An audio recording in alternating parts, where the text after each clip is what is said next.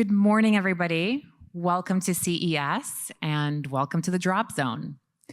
My name is Kate Grafe, and I'm the VP of Enterprise Trust at Deloitte.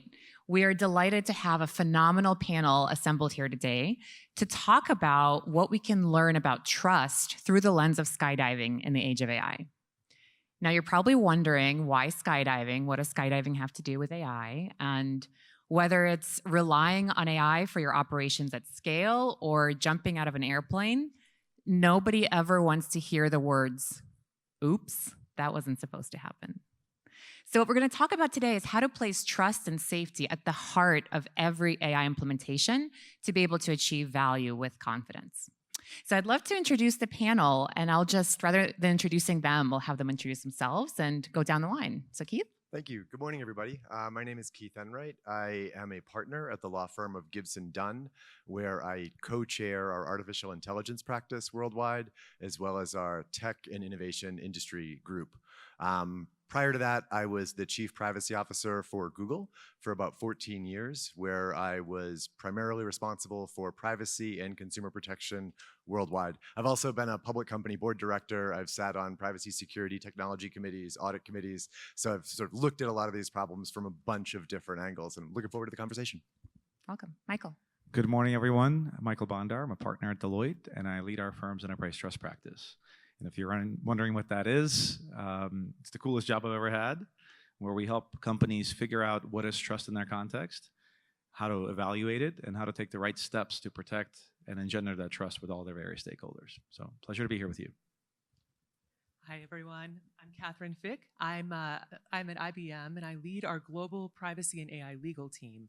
We have a team of lawyers around the world who focus on privacy and AI and have conversations with the business on a daily basis about how best to align with emerging and existing requirements. Before that, I led our security business unit's legal team as well, which means I have a cyber background too, which makes me very fun at parties. So it's great to be here today. Thanks. Equally fun. Hi, good afternoon. I'm Stephanie Schmidt. I'm the Global Chief Privacy Officer for Prudential Financial. I also head our data compliance organization, setting global data compliance strategy across AI, cyber, and privacy. Well, this is the most fun group to have at parties, and we're about to dive into the thrill of skydiving. So I'd love to just pose the question to the room by a show of hand. Who has ever gone skydiving? Looks like maybe 10%, maybe more, which is exciting. And we're going to start with the thrill of skydiving. But before we do, I'd like to invite all of you to watch just a very short trailer. It's the first docuseries Deloitte has produced called Trustfall. At your seats, you have some popcorn boxes, you have some candy, some snacks. So as we kick off, let's watch a short trailer.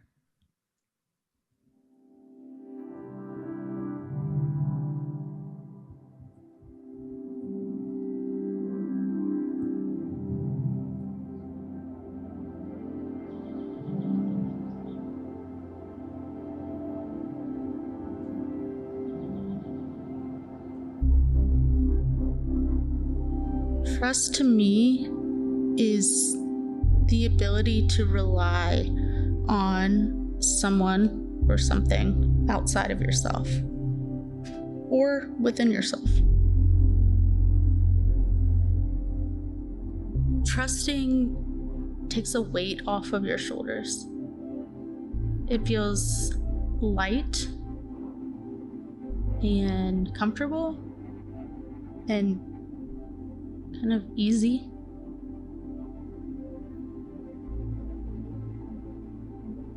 Skydiving and trust go hand in hand. You have to trust the pilot to get you up in the air safely. You have to trust the plane, even though it's probably from, the 1950s. You have to trust the other skydivers around you to know that they know what they're doing. You have to have trust in your gear, that should an emergency happen, that it's going to function properly. When I was a kid, if anybody asked me what my superpower would be, what I would choose is to fly. When you jump out, it kind of takes your breath away, and I would smile the whole time.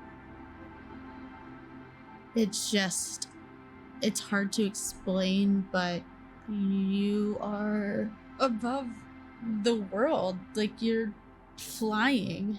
I mean, isn't that every little kid's dream? My name is Jordan Hatmaker. In 2021, I was in a skydiving accident and I lived.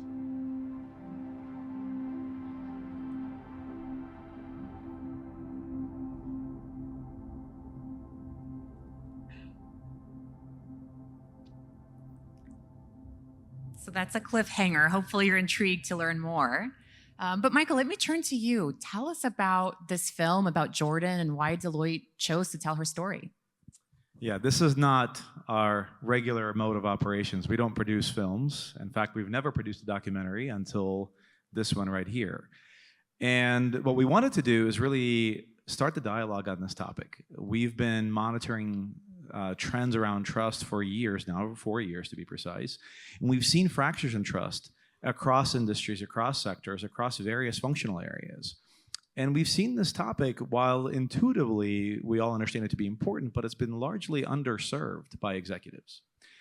And so while certainly we have a lot of research, a lot of eminence, a lot of thought-provoking positions on the topic, we wanted to start the dialogue in a way that would get the attention of business leaders around the world. And what better way to do that than through a really powerful, emotional, and motivational story of Jordan Hatmaker. What this trailer doesn't show is what really transpired, which is one day Jordan was on her 16th solo jump and her parachute malfunctioned from a height of 13,500 feet. And she plummeted to the ground at a speed of 90 miles an hour, hitting the ground. What follows is an unbelievable story of resilience, courage, human triumph, and trust. And that's part one of this docuseries, and parts 2 through 5 go into the business angle of trust. And so we're proud to produce this film, proud to tell Jordan's story, who's an amazing person. And if you're intrigued, certainly recommend you watch the film. And you can watch it on Deloitte.com. Yeah, Deloitte.com's got the film, and those popcorn boxes got the QR code for you to access that URL. This is not a sales pitch. This is just, it's a film that not only does it let me tell my kids I'm Steven Spielberg, they don't believe it, but it's one of the best stories, human stories you can see. Indeed. So let's take that idea and sort of take it to its great heights, right? Skydiving can be thrilling. And Keith, I'd love to turn to you to talk a little bit about how is AI similar to skydiving? And where does that analogy fail, right? You work with clients all the time that are looking to achieve extraordinary heights, extraordinary performance, get a new perspective through this technology. So talk to us about what's happening in the space, where are people investing, and where does this analogy work, and where does it fall apart? So I'm going to do my best to be merciful to the analogy. But I would look back to my time when I was at Google, because I really do think that it's a great focal point for the ambition and the optimism that's driving so much of this innovation right now. When you look at things like AlphaFold, when you look at the work that's being done to improve weather prediction, when you are seeing what we're going to be able to do in terms of drug discovery to improve health outcomes for people all over the world. You hear Demis Hassabis, who leads AI at Google, talking about how he sees a through line to these technologies really having profound consequences to improve people's lives in real and measurable ways.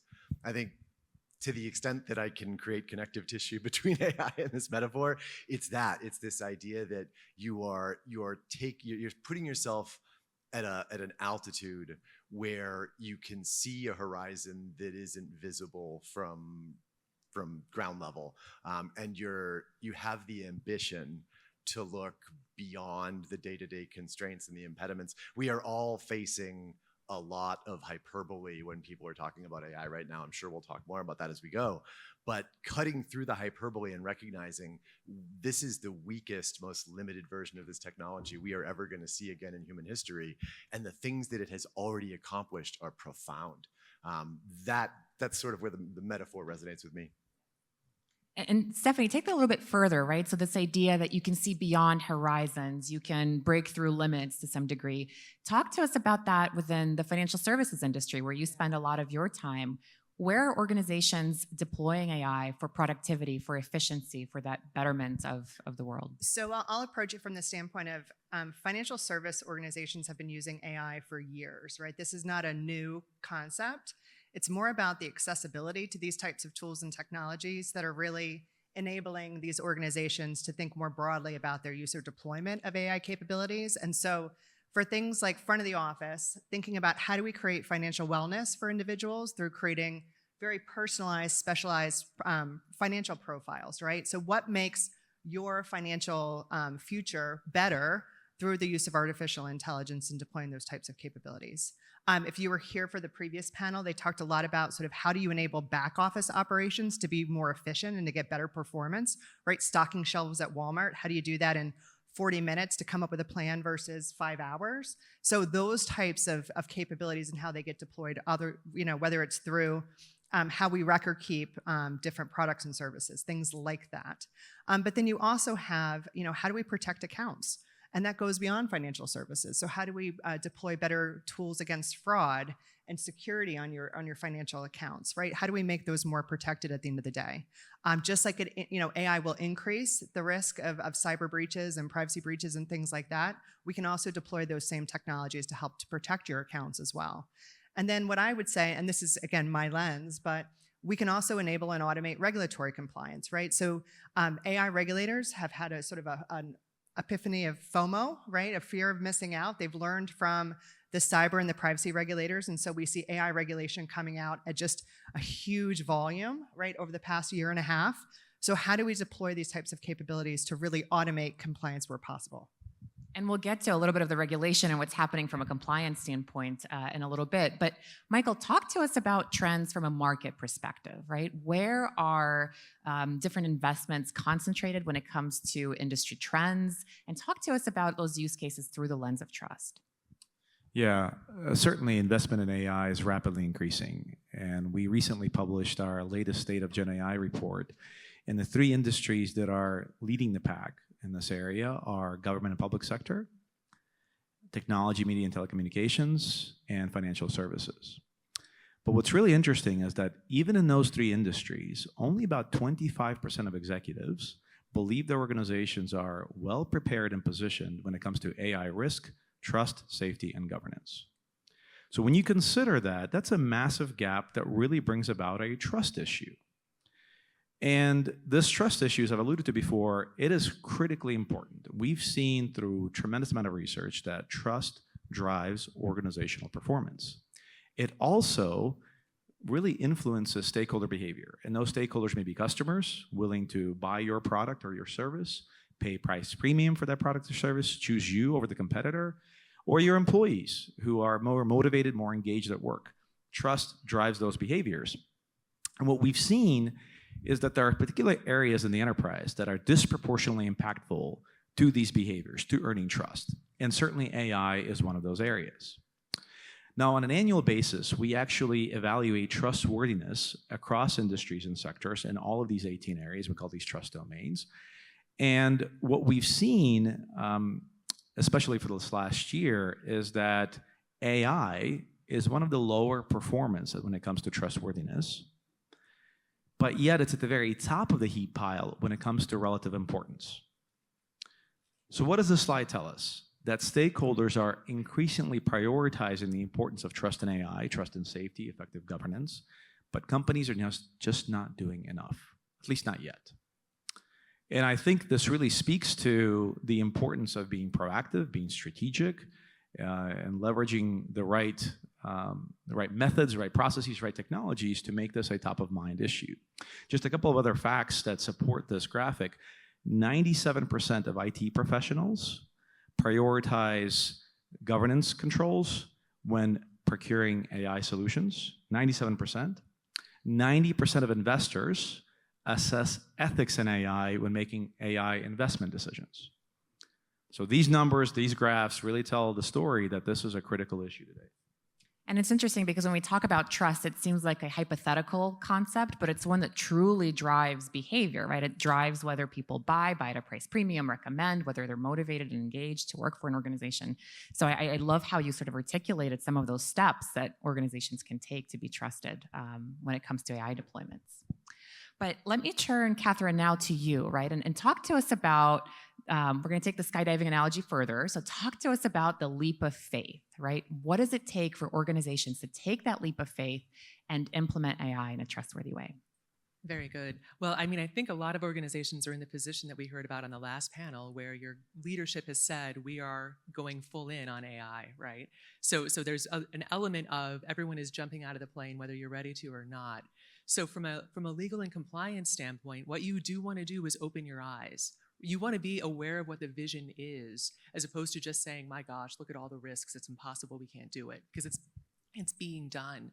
The use cases matter a lot too, and that's also where you could make the decision collectively to decide not to deploy in a certain area, or to decide to have certain levels of testing before you're going to deploy, or only deploying in certain regions to test what is happening once deployment takes place.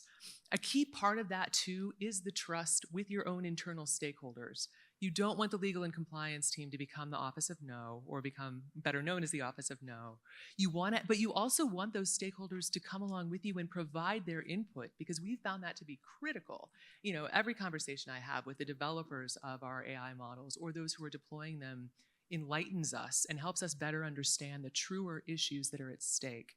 And then providing that feedback loop in a meaningful way, and letting them come to you with what they're seeing, as opposed to feeling like if they do, they're just going to get in trouble or have to sit through 19 meetings with lawyers yammering on about some act over in Europe, right?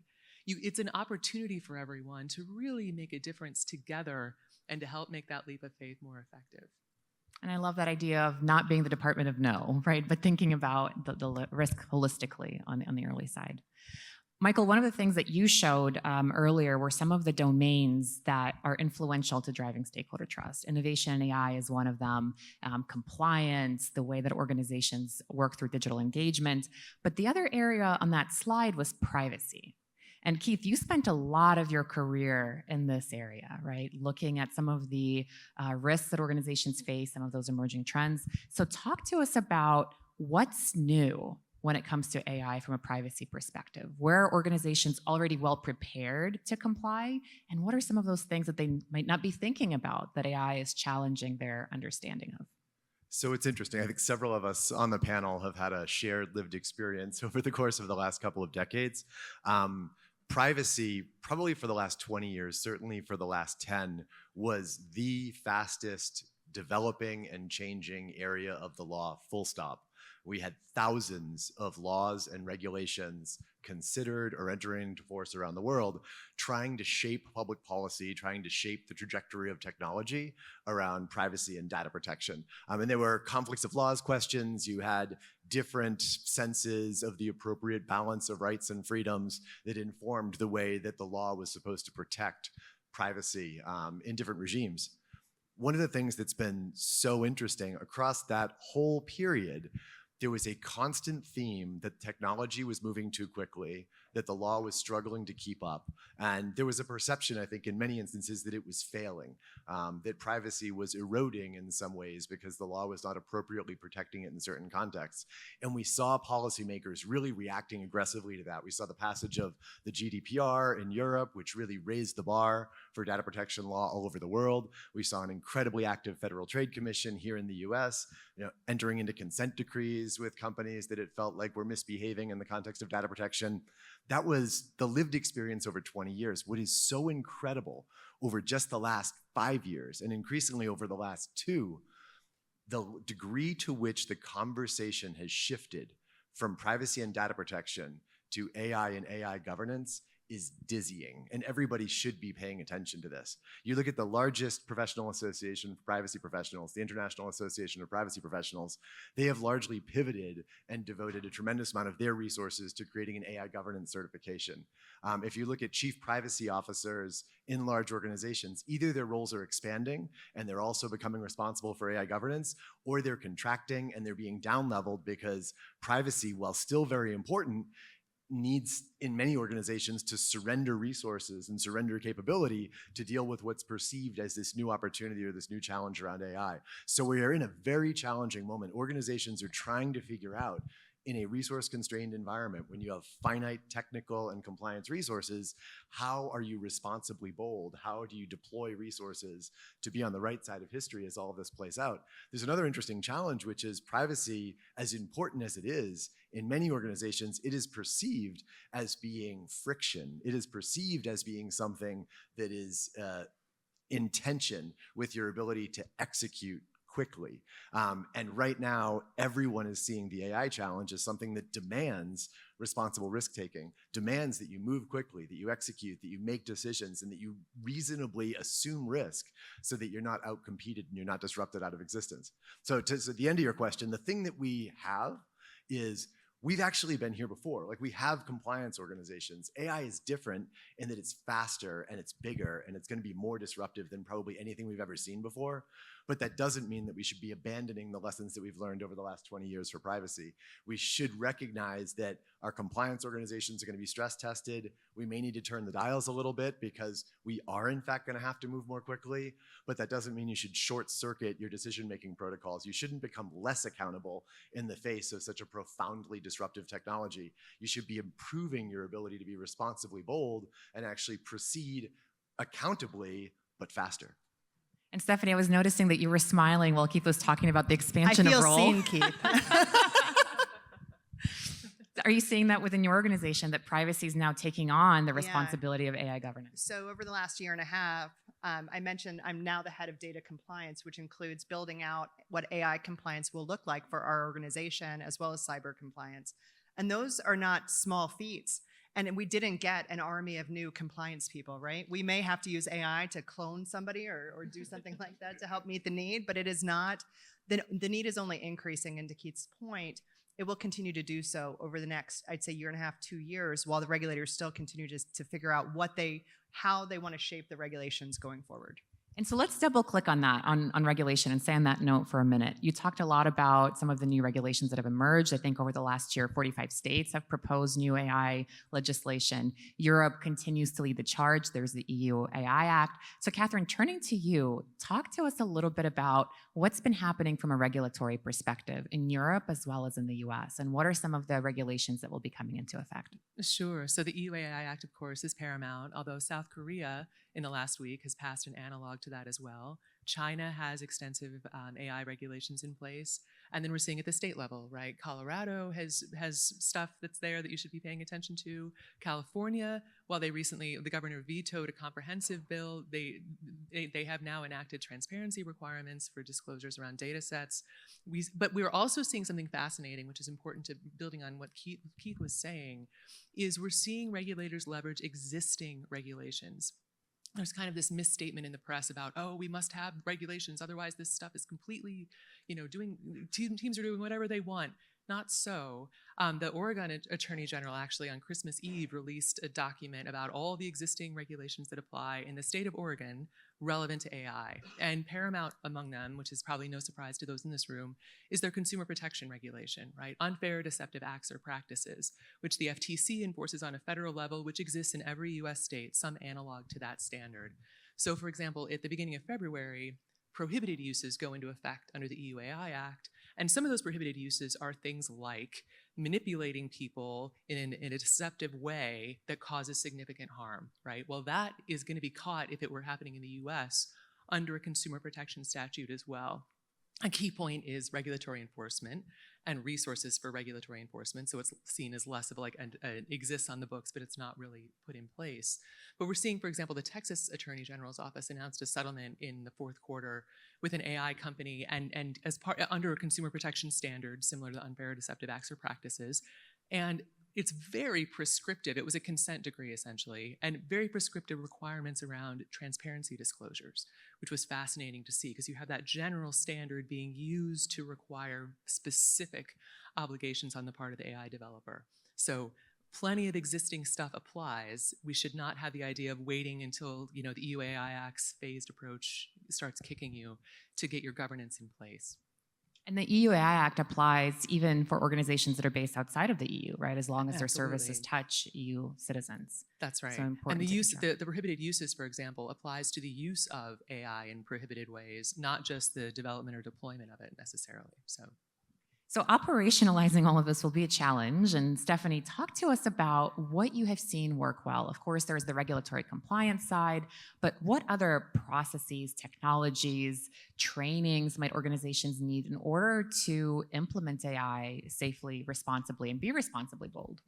So it's always about regulatory compliance, right? Like that's the air that I breathe day to day. But a couple of panels now have talked about this concept of really understanding what the organization's strategy is around data holistically, right? And so that is paramount to trying to understand how will you enable and operationalize those, cases or the use cases, identifying what can help to move your organization forward in a very meaningful way. Without that, we see a lot of organizations kind of floundering and going after like the low-hanging knowledge bots and things like that do add value. They do create lift within an organization, but they really don't, they're not the sexy use cases. They don't really change how we fundamentally do business, right? Or enable consumer experiences in a different way. And so I think that that's where setting that data strategy at the highest level really helps the organization to figure out, one, what are the principles that your organization is going to abide to, right? How do you align to the regulatory obligations? And how do you align to contractual obligations that you have across the board? And making sure that you set the appropriate guardrails that are tied to what we would consider sort of a risk-based framework. And making sure that you have that as a baseline will then allow you to create requirements and procedures to align to transparency requirements or documentation requirements for your models and your capabilities. All of that really matters as you start to get on the road and do it safely, to your point. Creating trust around the framework is paramount to employees understanding, okay, you want me to use AI, you want me to be better, you want me to be more efficient, but how do I do that, right? What are the tools or the technologies? What are the rules I have to follow or those guardrails that will keep me out of trouble so you're not coming to knock on my door when I do something wrong, right? They want to just have the floodgates open and they just want to be able to go. So that means organizations have to also establish, I'll call them like technology infrastructures, like safe places where people can test and learn in a meaningful way so that all of those ideas that people have can actually go beyond the knowledge bots and the really basic types of scenarios and use cases. And so for organizations to lean in, those are sort of the foundational pieces. You have to align, you have to train, you have to help people understand what the capabilities are and how to use them. And then you have to help them to understand, what the guardrails is and what they can't do with the tools as well.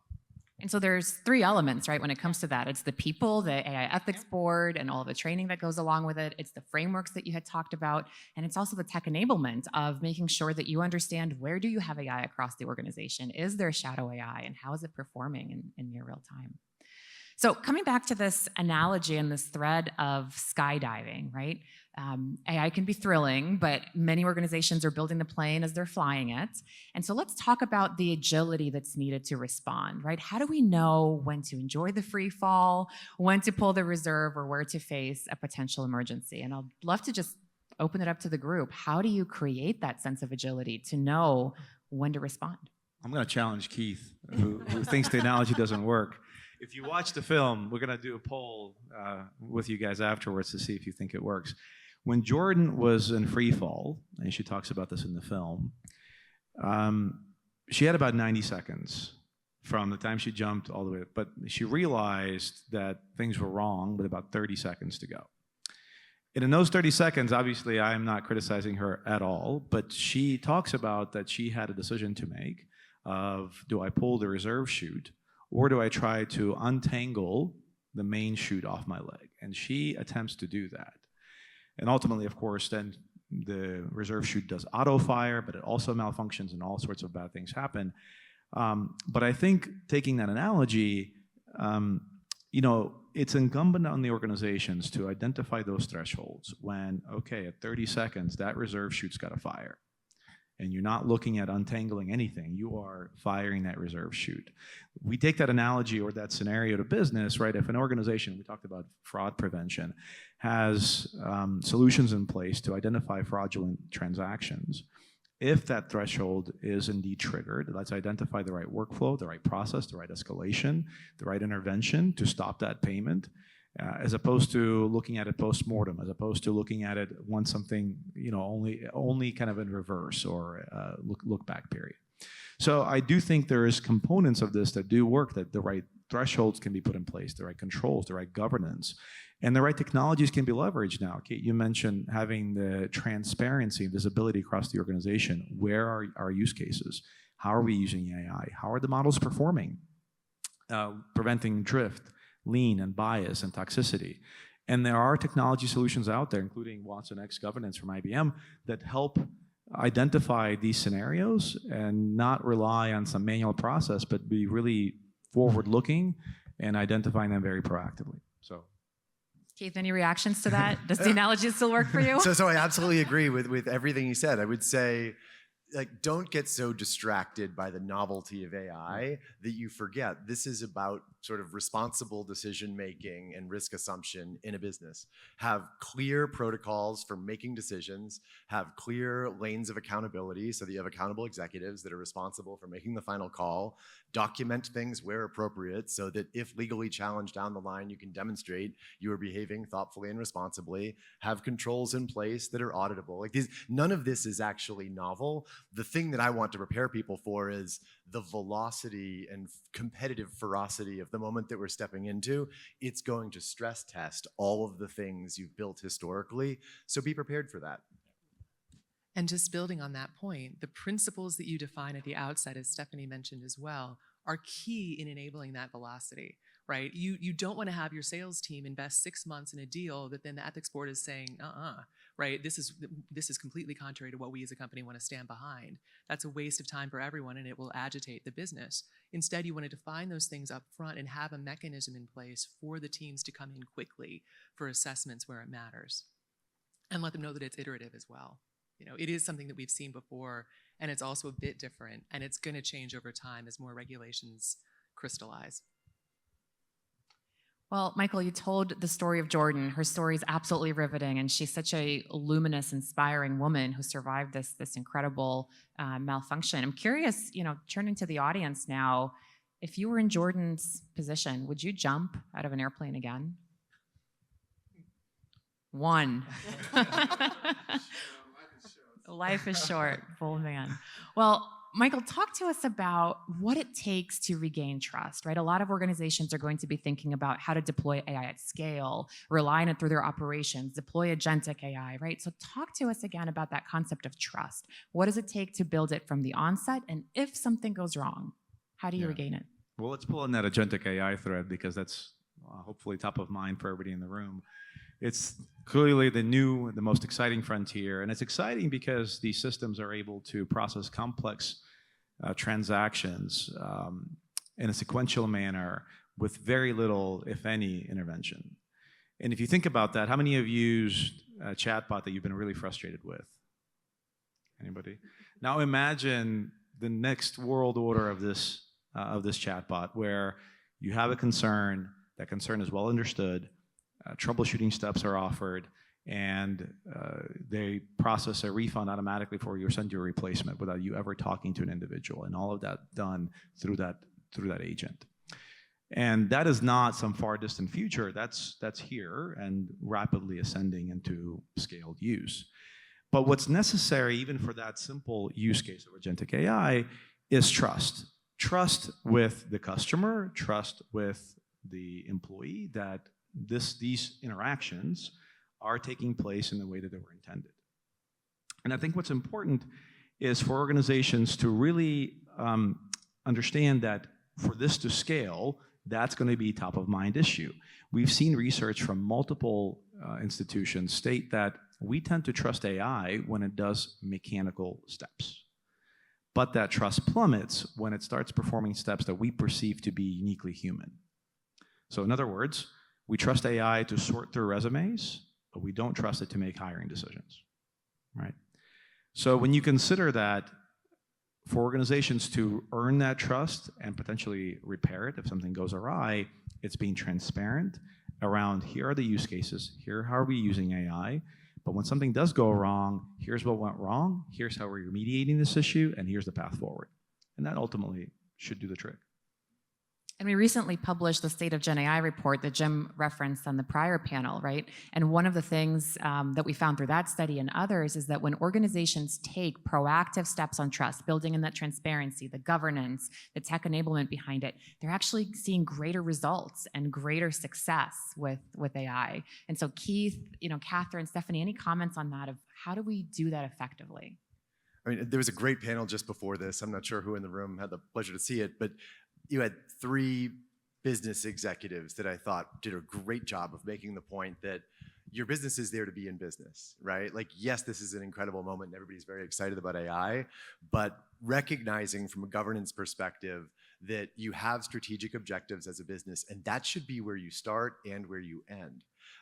The protocol that I've seen work very, very well is board comes together, they're meeting with the C-suite, you're discussing what your business objectives are, you're aligned on strategy. You don't have an AI strategy necessarily yet. You tag someone, a senior executive, be primarily accountable for that, and you deploy safe to fail experiments, right? Figure out how can you leverage these technologies to make us better at the thing we intended to do in the first place. And make sure that your AI experimentation is grounded in and remains aligned with your overall product or service strategy. Where I see things go wrong a lot of times is when you have these expeditions off into AI that create risk and might teach you something over time, but they're not immediately and measurably advancing your core business goals. That results in poor execution of your experimentation and minimal ROI for your overall organization. But if you start with your business strategy, you deploy safe to fail experiments, and you iteratively have them come back, educate your C-suite, educate your board, then you're probably on a path to longer term success and competitive advantage. Yeah, just adding to that as well, the connective tissue role of governance teams is really key. We've seen that come up in many different contexts within IBM of you're able to see things across teams, whether it's teams duplicating efforts or teams having ways of learning from one another that can be advantageous, or bringing together your subject matter experts across different domains to have conversations that are scheduled and that are meant to say, okay, what are we doing around red teaming, which we haven't yet touched on up here, but which is a fascinating area in the AI context, right? You have 20 years of cybersecurity red teaming, give or take, that has made a lot of advancements, and AI red teaming builds on that.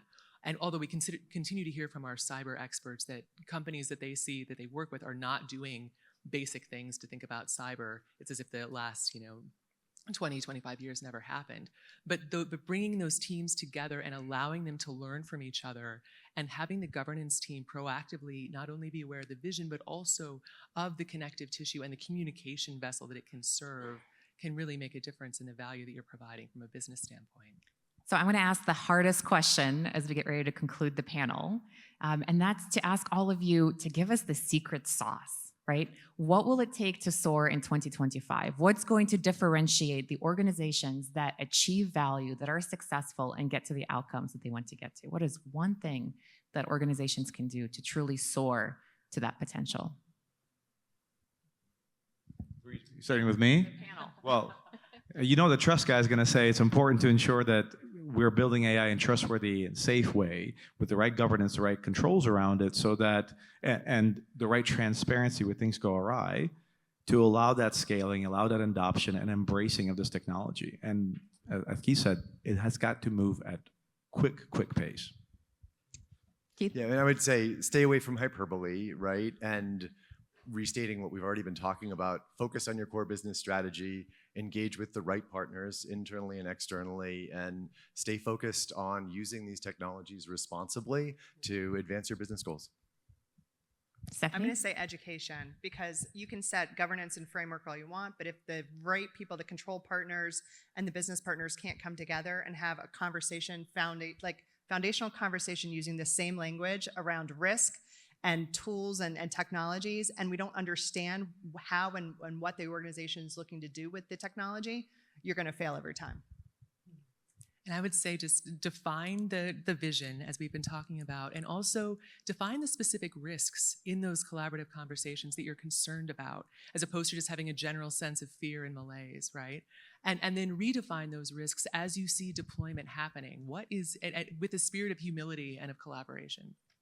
So educate, be thoughtful about where AI is deployed, keep trust at the heart and center of every implementation, and be responsibly bold. I want to thank all of you for joining us today, and I want to thank the audience for joining us for this topic. Thank you. Thank you.